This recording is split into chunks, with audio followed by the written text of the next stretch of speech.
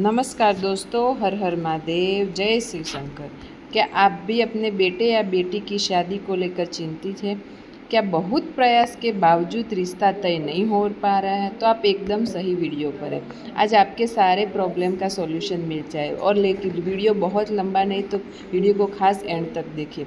तो आज हम आपको एक ऐसा सरल लेकिन चमत्कारिक उपाय बताने जा रहे हैं जिसे सिर्फ 7 दिन में विवाह की बाधा दूर हो सकती है। तो उपाय में आपको करना क्या है?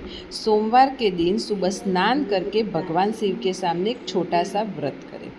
उसके बाद अपने बेटे या बेटी को एक चम्मच यह चीज़ खिला दीजिए। इस चीज़ में आपको क्या लेना है? शुद्ध गाय का घी लेना है, मिश्री, तुलसी का पत्ता, इन तीनों को मिलाकर एक चम्मच दे दो। फिर भगवान शिव से मन ही मन में प्रार्थना करें, क्योंकि हम माँ बाप हैं, अपने बच्चों का अच्छा ही चाहते हैं। इसलिए भगवान शिव से प्रार्थना करें कि हमारे बच्चों की विवाह का संयोग जल्दी से बन जाए।